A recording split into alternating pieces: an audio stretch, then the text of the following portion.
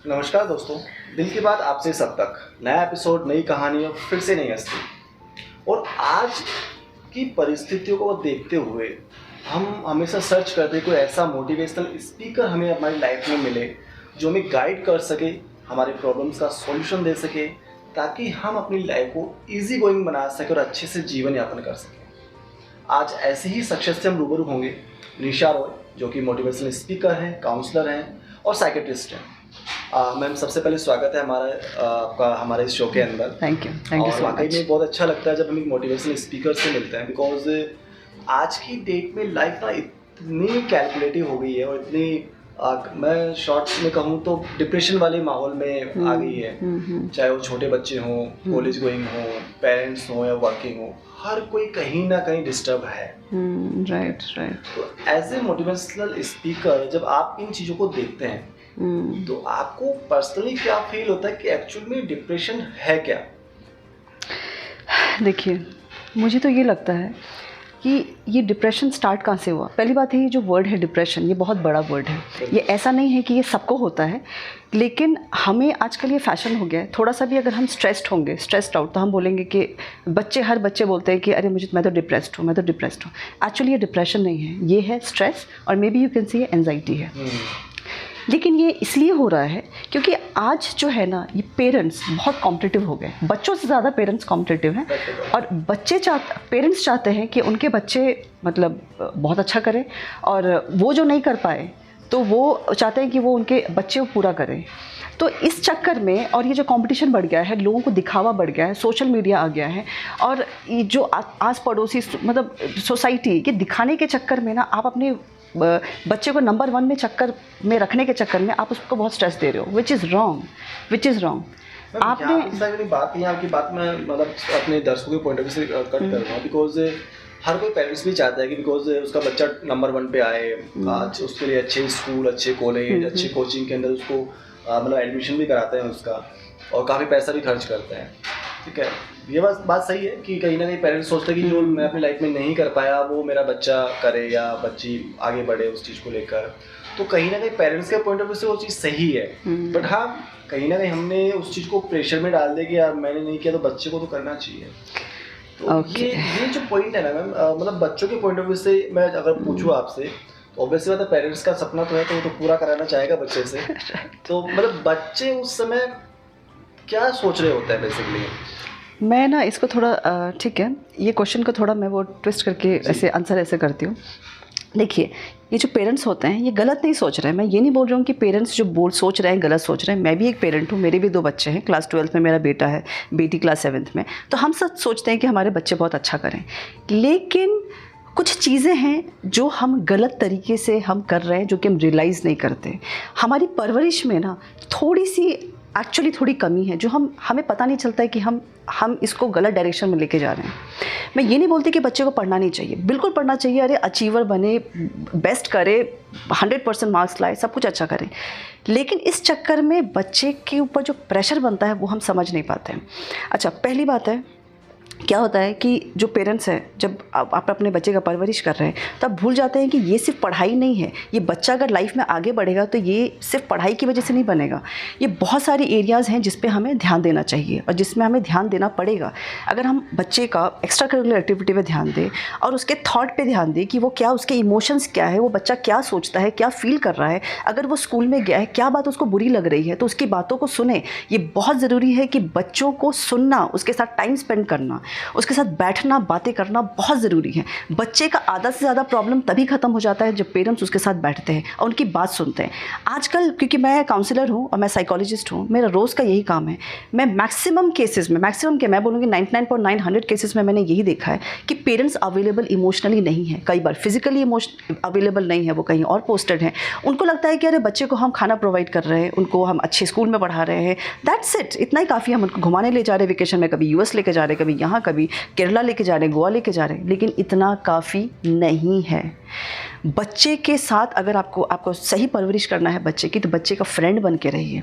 लोग कहते हैं ना बच्चे का फ्रेंड कैसे बन सकते हैं हम लोग, अरे ये तो हमें डिफरेंस होना चाहिए। नहीं, मैं ये नहीं बोल रही हूँ, कुछ दायरा कुछ बाउंड्री होना चाहिए, बट अगर आप बच्चे की तरह आप करेंगे ना, आप उसके साथ वैसा बिहेव करेंगे तो बच्चा कभी गलत रास्ते पे जाएगा ही नहीं। पहली बात, वो हर चीज़ शेयर करेगा, हर चीज़ बताएगा। तो अगर उसको स्ट्रेस भी होगा तो वो बताएगा। ये तो मैं ऐसे ओवरऑल बता रही हूँ। जहाँ तक पढ़ाई की बात है, जब आप उसके साथ बैठेंगे, उसके साथ हर चीज़ में उसका साथ देंगे, उसका स्ट्रेस भी कम हो जाएगा। और मैंने क्या बताया, सिर्फ पढ़ाई ही उसको आगे लेके नहीं जाता। ये हमारा बहुत गलत नोशन है, बहुत गलत, कि हम पढ़ाई, अगर वो अच्छा बन गया तो वो पता नहीं क्या बन जाएगा। मेरे पास IAS ऑफिसर्स आते हैं, मेरे पास डॉक्टर्स आते हैं, इंजीनियर आते हैं, एक से एक मल्टीनेशनल कंपनी में काम करने वाले आते हैं, ऑस्ट्रेलिया, अमेरिका, कहाँ के क्लाइंट्स नहीं आते हैं, सब अच्छे अच्छे पोस्ट पे हैं। तो क्यों आ रहे हैं मेरे पास? अगर ऐसा ही है तो वो तो एक से एक बड़े बड़े, मतलब बहुत अच्छे अच्छे स्कूल में पढ़े हुए, अच्छी फैमिली, सब कुछ अच्छा बैकग्राउंड। बट वही है कि इतना काफ़ी नहीं है। हमें अपने बच्चे की इमोशनल हेल्थ पे भी उतना ही ध्यान देना पड़ेगा जितना हम उसके फिजिकल हेल्थ पे ध्यान देते हैं। ये प्रैक्टिकल है, बेसिकली आपने ये बहुत अच्छी बात बताई है। बिकॉज हम कहते हैं ना कि जैसे कि IAS ऑफिसर बने, IPS ऑफिसर बने, या बड़ा जॉब अचीवर बने, लाखों का पैकेज हो, ठीक है, बच्चे ने काम किया, अपनी पढ़ाई, अपनी मेहनत 100% दिया, वो चीज़ उसने अचीव भी कर ली, आप तो खुश हो गए। बट असली लाइफ तो अब उसकी स्टार्ट होती है। एग्जैक्टली, आप कि वो अब आने वाली प्रॉब्लम्स को कैसे सॉल्व करेगा। बिकॉज पढ़ाई करके ऑफिसर तो बन गया, उसको पता है कि पढ़ाई की, ऑफिसर बन गया, अच्छी जॉब मिल गई, लेकिन लाइफ में आने वाली प्रैक्टिकल प्रॉब्लम्स का सॉल्यूशन ना तो आपने सिखाया, ना किसी एजुकेशन सिस्टम ने उसको सिखाया। राइट, वो उन प्रॉब्लम को सॉल्व कैसे करें। आज जब उस दौरान उस लाइफ में प्रॉब्लम आई, उस समय आप नहीं बैठे उसके साथ में उस प्रॉब्लम को सॉल्व करने के लिए। ये मैं इसलिए कह रहा हूँ बिकॉज आज के टाइम पे जो एजुकेशन सिस्टम है, आज का जो माहौल है ना, वो कहीं ना कहीं बहुत छोटे दायरे में हो गया है। पहले ऐसी चीज़ें नहीं थी, पहले भी बच्चे पढ़ते थे, IAS ऑफिसर भी बनते थे, अच्छे बड़े बड़े बिजनेस भी करते थे, इवन अपने पेरेंट्स के पेरेंटल बिजनेस को भी संभालते थे। लेकिन पहले ऑप्शंस थे, खेलना कूदना था, प्रॉब्लम है तो उसका सॉल्यूशन उसको पता है, उसको पता है मिट्टी में गिरा है, चोट लगी है, तो उसको मैनेज कैसे करना वो भी उसको जानता है, वो भी जानता था। अड़ोस पड़ोस के चाचा ताऊ, काका बाबा, नाना नाना, कोई ना कोई हेल्प के लिए बैठा हुआ था, कोई ना कोई इमोशनली अवेलेबल था। वो उसको उस चीज़ का वैक्यूम नहीं था, वो अंदर लोनलीनेस नहीं था, कोई ना कोई साथ में था। एक प्रॉब्लम और मैं अभी जैसे हम देखते हैं कि बिकॉज अब पढ़ाई इतनी हाई क्लास की। अच्छा मिस्टर मित्तल, अगर आपने जैसे ये पूछा है, मैं एक बार इसका आंसर दे देती हूँ जो आपने पहले पूछा था।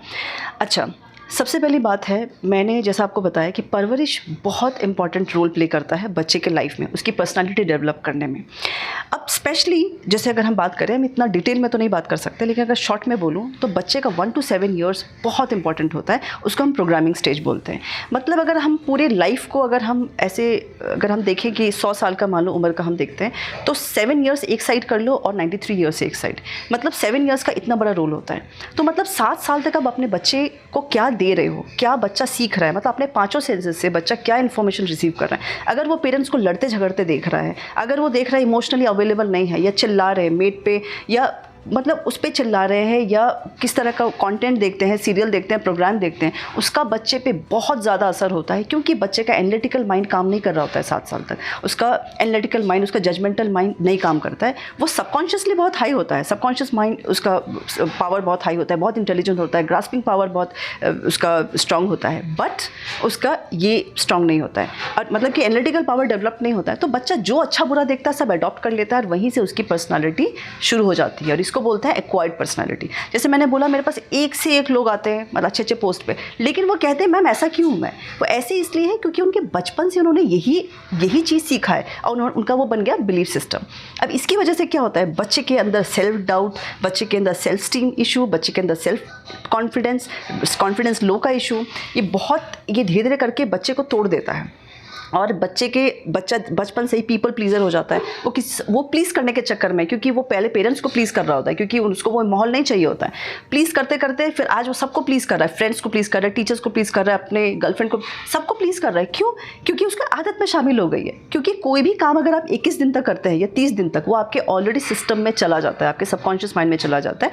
बच्चा नो नहीं बोल पाता है जल्दी, क्योंकि उसको लोनली नहीं होना है, क्योंकि वो घर से वो अटेंशन, वो एप्रिसिएशन, वो वैलिडेशन नहीं मिल रहा है। तो बच्चा क्या करेगा? जब आपको वहाँ से नहीं मिलेगा तो आप बाहर ढूंढोगे, तो बाहर आपके फ्रेंड्स हैं आपको देने के लिए, लेकिन अगर उनमें से आपका कोई फ़ायदा उठाएगा तो क्या आप उसको छोड़ना चाहोगे? नहीं। आप कुछ भी करोगे, आप उस अपने फ्रेंड्स को नहीं छोड़ोगे, भले आपको वो कितना भी फ़ायदा उठाए। उसके बाद आप एक अलग इमेजिनेशन दुनिया में चले जाते हो, डिसएसोसिएट हो जाते हो रियलिटी से, सोचने की आदत हो जाती है। अगेन, कोई भी काम आपने 21 दिन तक किया, चाहे वो अपनी बुक रीडिंग की, चाहे आपने ज़्यादा सोचा, झूठ बोला, गुस्सा हुए, हर चीज़ एक आदत है, आदत में शामिल हो गई। अब आपको दिन भर सोचने की आदत है। बहुत सारे केसेस में मैंने पाया है कि लोगों को एग्जिस्टेंशियल क्राइसिस की प्रॉब्लम हो गई है कि हम लाइफ क्यों है, हम डेथ क्या है, ये लाइफ क्या है, डेथ क्या है, ये बहुत ज़्यादा उनको अपने एग्जिस्टेंस पे ही क्वेश्चन करने लगते हैं। बहुत सारे केसेस पे इंट्रोवर्ट हो जाते हैं। क्यों इंट्रोवर्ट हो गए? क्योंकि पेरेंट्स ने अब दिन भर अगर पेरेंट्स की लड़ाई देख रहे हैं तो उनका कॉर्टिसोल हार्मोन बढ़ जाता है, मतलब स्ट्रेस हार्मोन उनका बढ़ गया। स्ट्रेस हार्मोन बढ़ गया और जो नेचुरल जो हमारा सिक्रेशन होता है सेरोटोनिन हार्मोन का, डोपामाइन हार्मोन का, वो लो हो गया। अब वो लो होने की वजह से आपका हार्मोनल इम्बैलेंस हो गया। अब उसकी वजह से बच्चा क्या नहीं फेस कर रहा है जो कि पेरेंट्स को पता भी नहीं चलता है।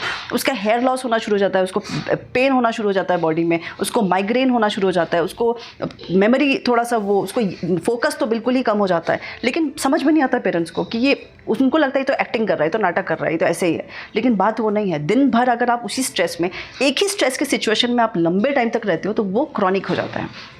लेकिन ऐसे बच्चे जनरली पढ़ने में अच्छा भी करते हैं क्योंकि उनको दिखाना होता है। दिखाने के चक्कर में पढ़ने में तो अच्छे हो जाते हैं, अच्छा जॉब भी करते हैं, लेकिन कॉन्फिडेंस उतना ही लो हो जाता है। ये एक इंपॉर्टेंट बात मैंने आपने जिससे शेयर की ना, एक बहुत बड़ा सवाल जो अभी मेरे दिमाग में आया, जो जनरली हम लाइफ में देखते भी हैं, जैसे आपने 1 to 7 ईयर काउंट किया अभी। यस। मोस्टली पेरेंट्स की हम बात करते हैं, मोबाइल चला रहे होते हैं, इवन टीवी देखते हुए खाना खा रहे होते हैं, ठीक है, और बच्चा ऑब्वियस बात है वही चीज देख रहा है। आप वीडियो कॉल पे बातचीत कर रहे हैं अभी राइट नाउ, बिकॉज़ गैजेट्स का ही टाइम है, गैजेट्स है, ठीक है।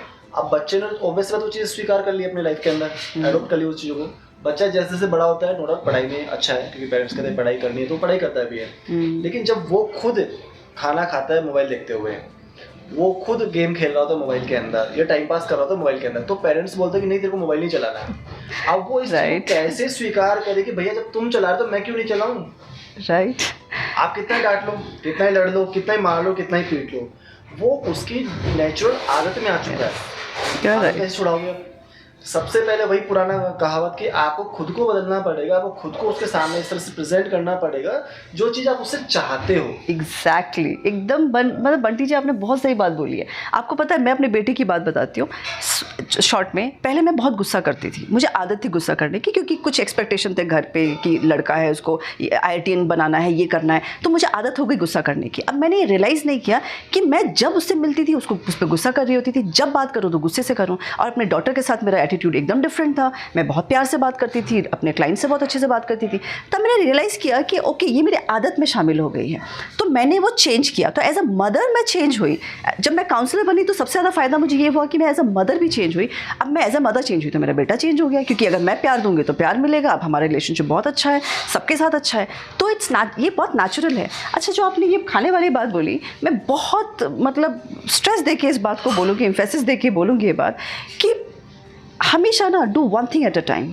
कोई भी काम को एक काम को एक ही समय पे कीजिए, मतलब मल्टीपल टास्किंग मत। मैं समहाउ बिलीव नहीं करती हूँ मल्टीपल टास्किंग में, क्योंकि आप अगर टाइम को अच्छे से मैनेज करोगे तो आपको पता चलेगा कि आपने सारा काम बहुत अच्छे से एफिशिएंसी के साथ कर लिया, क्योंकि आप एक बार में एक ही काम कर रहे थे।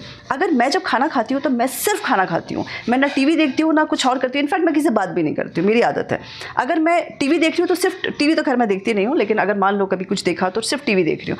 अगर मैं बुक पढ़ रही हूँ तो मैं सिर्फ बुक पढ़ रही हूँ। तो ये हैबिट डेवलप करना पड़ेगा कि हमें उसी समय में रहना है, मतलब हमें माइंडफुल होकर रहना है, हमें प्रेजेंट होकर रहना है। हमारी सबसे बड़ी प्रॉब्लम यही है कि हम या तो पास्ट में जीते हैं या तो फ्यूचर में। हम फ्यूचर में जीते हैं तो हमको एंजाइटी होती है, हम पास्ट में जीते हैं तो हमको डिप्रेशन हो जाता है। तो हमें प्रैक्टिस ये करनी है, हम ये स्किल के साथ पैदा नहीं हुए हैं, राइट। और हमें, क्योंकि हमारा एजुकेशन सिस्टम ऐसा है कि गुरुकुल वाला सिस्टम तो है नहीं कि जो हमें कोई सिखाएगा। हमें अनफॉर्चुनेटली स्कूल में सब सिखाया नहीं जाता, लेकिन हमें ये प्रैक्टिस करनी है कि जब जो काम करो उसमें घुस जाओ, उसमें इन्वॉल्व हो जाओ। तब क्या करोगे, आप प्रेजेंट में रहोगे। अब जितना प्रेजेंट में रहोगे उतना ज़्यादा आप अपने सबकॉन्शियस माइंड से कनेक्टेड हो, और जितना ज़्यादा सबकॉन्शियस माइंड से कनेक्टेड रहोगे उतना ज़्यादा आपको भगवान से गाइडेंस मिलेगा। इट्स सो सिंपल, मतलब ये बहुत पूरा टेक्निक है। इनफैक्ट मैं आपको इसके बाद थॉट के बारे में भी बताऊंगी। आपका कोई सवाल है तो पूछिए। यहाँ पर मैं अभी बात करें, अपन खाने की बात अपन कर रहे हैं। बेसिकली आप चाहे कितना बड़ा बिजनेस करें, चाहे कितने अच्छे ऑफिसर्स आप बन जाएं, एंड ऑफ द डे खाना तो आपको खाना ही है। वही आपको एनर्जी देने वाला है, जिससे आप नेक्स्ट डे सर्वाइव कर सको या सेम डे सर्वाइव कर सको। चाहे फ्रूट्स आप खा रहे हो, अन्न कोई सा भी अन्न जो आप खाते हैं, अगर हम उस खाने को ही अच्छे से नहीं खा रहे हैं समय देकर, तो उससे जो एनर्जी जनरेट होगी जो हमारी लाइफ के लिए बहुत ज्यादा जरूरी है, आप कैसे अच्छे सर्वाइव करेंगे। So true. मतलब कहते हैं ना, मतलब बड़े बुजुर्ग ने कहावत कही है मैम, कि जैसा खाओ अन्न वैसा हो मन। जैसा अन्न वैसा मन, जैसी पानी वैसी वाणी।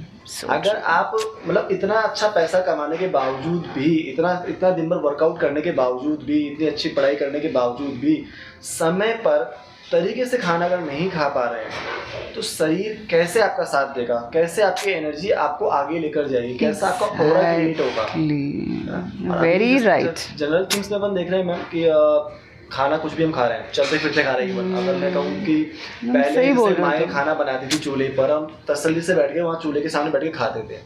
आज हम खाना बनाते खड़े खड़े, और खड़े खड़े हम खाना खा रहे हैं, और खड़े खड़े हम भाग रहे हैं। तो लाइफ भी वैसी हो गई फास्ट। एग्जैक्टली। और वैसा ही हमारा जीवन भी हो गया, और वैसे ही हम भागते भागते फिर हॉस्पिटल भी पहुंचते हैं। खड़े खड़े हॉस्पिटल में पहुंच रहे हैं। तो आधे से ज्यादा पैसा तो हम हॉस्पिटल्स में दे रहे हैं, दवाइयों में दे रहे हैं, मेडिसिन में दे रहे हैं। Right, I agree. और फिर हम कहते हैं कि हमारी लाइफ में प्रॉब्लम्स हैं, एंजाइटी है, टेंशन है, डिप्रेशन है। तो भैया खाना टाइम पे अच्छे से खाओ ना, प्रॉब्लम्स आएंगे नहीं। आधी प्रॉब्लम का सॉल्यूशन तो वही हो गया, आधी बीमारियों का सॉल्यूशन तो आपका वही हो गया। Very true, very true. अब मैम यहाँ पे जो मेरा नेक्स्ट आपसे क्वेश्चन है, बिकॉज नई जनरेशन है, तो ऑब्वियसली बात है वो तो वैसा ही करने वाली है जैसा उसको सामने से देखने को मिल रहा है, सीखने को मिल रहा है, चाहे पढ़ाई के थ्रू हो, चाहे गैजेट्स के थ्रू हो, चाहे पेरेंट्स के थ्रू हो, चाहे सोसाइटी के थ्रू हो। तो यहाँ पे उसके पास प्रॉब्लम्स का सॉल्यूशन नहीं है। प्रैक्टिकल हम देखें तो कोई ऐसा माध्यम, जैसे आपने गुरुकुल वर्ड अभी जिक्र किया, जहाँ शस्त्र और शास्त्र की शिक्षाएं शुरू से दी जाती थी, अभी भी गुरुकुल विद्यमान है, ऐसा नहीं गुरुकुल नहीं है, बट कुछ गिने चुने हैं। ठीक है, तो उन बच्चों के लिए मेरा जो मतलब महत्वपूर्ण सवाल आपसे है, उन बच्चों के लिए जो भी यंगस्टर्स हैं, जैसे 8वीं 9वीं 10वीं क्लास में पढ़ रहे हैं, अभी बहुत सारे सपने हैं उनके लाइफ में। ठीक है, तो कहाँ पर एक अच्छा इंसान वो ढूंढे ताकि उनकी प्रॉब्लम्स को वो सॉल्व कर सके, उनका सॉल्यूशन उनको मिल सके, और वो एक अच्छे डायरेक्शन में काम करते हुए अपने समाज का, अपने परिवार का, अपने देश का नाम रोशन कर सके। देखिए, जो आपने पूछा है कहाँ से अच्छा इंसान ढूंढे, तो ये तो थोड़ा सा, क्योंकि देखिए अच्छे इंसान हर जगह हैं, राइट, अच्छे बुरे हर जगह। जैसे कि अब मैं तो बोलूँगी कि पेरेंट्स ही थोड़ा सा अपने ऊपर काम करें, राइट, जिससे कि उनको बाहर देखना ही नहीं पड़े, ढूंढना ही नहीं पड़े। जब पेरेंट्स ये चीज़ समझ जाए, जैसे कि आपने खाने की बात की थी, मैं एक बार उस पर भी आऊँगी। आप अपने बच्चों को ये सिखाएं कि जब भी आप खाना खाएं, एक बार ग्रैटिट्यूड फील करें, एक बार थैंक यू करके खाएं। बहुत छोटी सी चीज़ है, 1 सेकेंड भी नहीं लगता है, लेकिन वो जो एनर्जी उसमें जाएगी ना, वो सेम एनर्जी आपके पास आएगी। Energy can not be created, not destroyed, it can only be exchanged, right.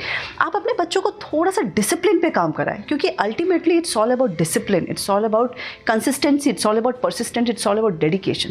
थोड़ा सा ग्रेजुअली आप अपने बच्चों को बताओ कि सुबह उठने का महत्व, सुबह एनर्जी कितनी हाई होती है, सारे पॉजिटिव लोग जगे रहते हैं, तो सुबह उठ के अगर वो पढ़ाई करेंगे तो कितना फ़ायदा होगा। तो सुबह उठे, उसके बाद 10 मिनट, मैं ज़्यादा नहीं बोल रही हूँ, 10 मिनट वो थोड़ा सा मेडिटेशन सीखे। देखिए स्कूल में अनफॉर्चुनेटली ये सब नहीं सिखाया जाता है। मैं तो अगर बस चले तो मैं तो स्कूल में सब लोग को, मैं प्रिंसिपल को और सबको एडवाइस करूँगी कि आप एक ऐसा एक सब्जेक्ट रखें, एक ऐसा क्लास रखें जिसमें आप बच्चों को सिखाएं।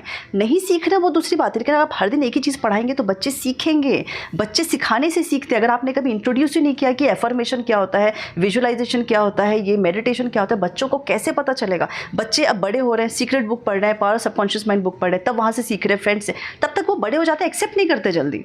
वो नहीं करेंगे, वो तब करेंगे जब वो सच में उन्होंने किसी की सक्सेस स्टोरी सुनी है। तो तब तक मैं ये नहीं बोल रही हूँ कि लेट हो गया, लेकिन अगर आप बच्चों को पहले से अगर इंट्रोड्यूस कराना शुरू करें, तो चलो हम स्कूल की बात नहीं करते हैं, आप ये घर से शुरुआत कीजिए। आप बच्चे को द सीक्रेट, रोंडा बर्न की बुक है, वो लाइए, वो रखिए, अच्छी अच्छी किताब रखिए, और आप उनको प्यार से ही खुद भी पढ़िए, उनको भी पढ़ाइए, उनको बोलिए, उनको फिर पढ़ा के बताइए कि देखो जैसा सोचते हैं वैसा होता है। क्योंकि जब उनको ये समझ में आएगा धीरे धीरे करके कि सारा पावर तो हमारे अंदर है, हम जो सोचते हैं हमारे साथ वही हो जाता है, तो कहीं फिर आप उनको कुछ सक्सेस स्टोरी दूसरों की अपनी जब सुनाएंगे कि बेटा आपके साथ भी तो बचपन से देखो आपने स्ट्रांगली सोचा था, हो गया, तो जब आप सोचते वो हो जाता है तो डेफिनेटली आगे भी होगा। अगर आगे भी जो चाहोगे हो जाएगा। तो इससे क्या, उसके अंदर कॉन्फिडेंस आएगा कि मैं अकेला नहीं हूँ और मेरे अंदर है कुछ, जिससे कि मतलब कि जो मैं सोच रहा हूँ हो रहा है। ऐसा नहीं है कि बस मेरी एनर्जी ऐसी ही जा रही है। मैं इससे क्या होगा कि होप मिलता है, मतलब होपलेसनेस नहीं आता है कि पता नहीं मैं क्या कर रहा हूँ ज़िंदगी में। ये सिखाना है बच्चे को। फिर थोड़ा सा एफर्मेशन, उठते ही एक बार भगवान को प्रणाम करके थैंक यू, ग्रैटिट्यूड फील करके, बिकॉज आप जैसे ही ग्रैटिट्यूड फील करते हो आपकी फ्रीक्वेंसी हाई हो जाती है। तो थोड़ा सा 1-2 चीज़ें सिखानी है, और जैसे normal day to day life, and ये भी थोड़ा सिखाना है कि खाने का असर, खाने का बहुत असर होता है। आप बच्चे को सिखाएं कि थोड़ा फ्रूट का इंटेक होना चाहिए, ड्राई फ्रूट्स का इंटेक होना चाहिए, थोड़ा कोल्ड ड्रिंक कम। आपको लगता है कि नहीं बच्चे कहाँ सीखते हैं आजकल, तो बच्चे यही सीख रहे हैं, नहीं, ऐसा आप गलत सोच रहे हैं। आप जो बच्चे को दिखाएंगे 1 बार नहीं, 2 बार नहीं, 10 बार नहीं, 100 बार नहीं, बच्चे अगर आपको जो करते हुए देख रहे हैं, बच्चा एक्चुअली अडॉप्ट कर रहा है। आज हो सकता है वो फॉलो नहीं कर रहा है, लेकिन वो कभी ना कभी फॉलो 100% करेगा। तो आप खुद बच्चे का एग्जाम्पल बने, बच्चा ज़रूर करेगा। जब आप उसको सिखा रहे हैं सब रात में कितने बजे सोना है, बेसिकली थॉट पे कैसे काम करना, वो मैं अभी आपको फिर बताऊंगी इनके क्वेश्चन के बाद, क्योंकि वो बहुत ही इंपॉर्टेंट है। वो एक्चुअली बहुत सारी चीज़ें हैं, और आई थिंक बहुत सारी चीज़ें बड़ा है कि मैं इस पे पूरा दिन भी लगे, तो आई थिंक बहुत कम समय रहेगा। राइट। तो इस शॉर्ट वीडियो के अंदर मैं ही चाहूँगा, मैं बस जाने से पहले एक छोटा सा प्यारा सा कोई भी मैसेज आपका फाइनली, मतलब जो व्यूअर्स को, पेरेंट्स को, बच्चों को अच्छा लगे और वो लाइफ में कुछ अच्छा मुकाम हासिल कर सकें। देखिए, ये जो मैसेज है ये सबके लिए है, चाहे वो यंगस्टर है, एडल्ट हो, बूढ़े है, सबके लिए है ये, कि हमें लाइफ में कभी होपलेस नहीं होना है। क्योंकि हमें पता है कि हम एक पावर के साथ पैदा हुए हैं जो कि बहुत ही पावरफुल, बहुत स्ट्रॉन्ग पावर है, एंड वो है द पावर ऑफ थॉट। मतलब हम जो सोच रहे हैं वही हम पहुंच रहे हैं। तो हमारी लाइफ में बहुत एरिया है, social life, personal life, relationship, career, पढ़ाई, बहुत सारे एरियाज़ हो गए। लेकिन हम जिस एरिया पे हम ज़्यादा फोकस करेंगे वहीं हम एनर्जी पास कर रहे हैं, और वो चीज़ हमारे साथ घटती जा रही है। तो मतलब कहावत है, wherever your attention goes energy flows, and wherever the energy flows you start attracting those things. अगर सपोज करो, अगर आप स्किन पे ध्यान दे रहे हो, स्किन केयर कर रहे हो, रोज़ आप कुछ अप्लाई कर रहे हो, आप ऑलिव, आप जैसे कैस्टर ऑयल लगा रहे हो, कुछ ना कुछ आप एलोवेरा लगा रहे हो, कुछ ना कुछ कर रहे हो, हेयर को केयर कर रहे हो, आपको नहीं लगता कि आपके हेयर की क्वालिटी अच्छी हो जाएगी, फेस आप टेक्सचर अच्छा हो जाएगा, अच्छा सब कुछ अच्छा हो जाएगा? तो ये क्यों हुआ? क्योंकि आपने उस पर ध्यान दिया, आपने उस पर अटेंशन दिया। तो जहाँ अटेंशन देंगे वहाँ वो चीज़ अच्छी होनी ही होनी है। तो यही आपको ये समझने की ज़रूरत है कि आप प्लीज़ वहाँ अटेंशन दें। ऐसा नहीं है कि अगर आप देंगे और नहीं होगा। एंड दूसरा, सोशल मीडिया, बिकॉज हमारी जो लाइफ है वो सबकॉन्शियस माइंड से चलती है। तो हमारे सबकॉन्शियस माइंड में जो इन्फॉर्मेशन फीड करेंगे आपके साथ वही होना शुरू हो जाएगा ऑटो पायलट में। तो अब आपके पास वो इन्फॉर्मेशन कैसे आएगा? कॉन्शियस माइंड से। तो प्लीज़ ध्यान दें कि आप दिन रात क्या सुन रहे हैं, क्या देख रहे हैं, क्या बोल रहे हैं, क्या पढ़ रहे हैं। सोशल मीडिया में जो भी चल रहा है प्लीज़ वो एक्सेप्ट नहीं करें। वो चल रहा है, वो वहाँ चल रहा है, मतलब उनके लाइफ में घटना घट रही है, आपके लाइफ से उसका कोई लेना देना नहीं है। तो मैं ये नहीं बोल रही हूँ कि 100% आप बंद कर दें, बंद नहीं करना है, लेकिन उतना ही देखिए जितना ज़रूरत है। अब ये मोबाइल है, ये मेरी मर्ज़ी है, मैं इसको एज अ ब्लेसिंग यूज़ करती हूँ कि एज अ कर्स। ये है तो मोबाइल बहुत ही इंपॉर्टेंट। अगर मैं इसको मिसयूज़ करने लगूँ, दिन रात देखूँ, फालतू देखूँ, तो मेरे लिए कर्स हो जाएगा। अगर मैं अच्छी चीज़ें लूँ, अच्छी मोटिवेशनल वीडियोस देखूँ, अच्छे काम की चीज़ें देखूँ, तो ब्लेसिंग हो जाएगा। तो हमें ये सोचना है कि हमें किस चीज़ से फ़ायदा उठाना है, कैसे, क्या, कितना देखना है, क्या सुनना है, कितना पढ़ना है। राजा को राजा इसलिए बोलते थे क्योंकि उसकी 5 इंद्रियां उसके कंट्रोल में थी। जिस दिन आपकी 5 इंद्रियां कंट्रोल में हो जाएंगी, आप वैसे ही आप अपने लाइफ के राजा हो जाएंगे। एंड आपका कंपटीशन किसी दूसरों से नहीं है। सच बताओ तो आपका कंपटीशन आपके खुद से ही है, बिकॉज राम और रावण अंदर ही है।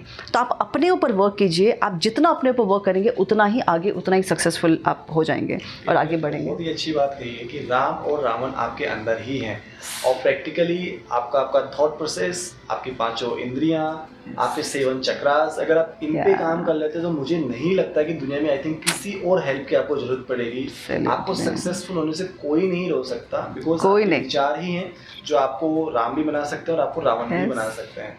मैम एक्चुअली में बहुत इंपॉर्टेंट बातें आपने शेयर की और इतना कीमती समय में दिया। आई थिंक व्यूअर्स को बहुत अच्छा फायदा होगा आपके थॉटफुल विचारों से। और मतलब फिर मिलते रहेंगे आपसे। अभी के लिए धन्यवाद आपका। Thank you so much. Thank you. मिलेंगे नए एपिसोड में, नई कहानी के साथ, नई हस्ती के साथ। दिल की बात आपसे सब तक। नमस्ते।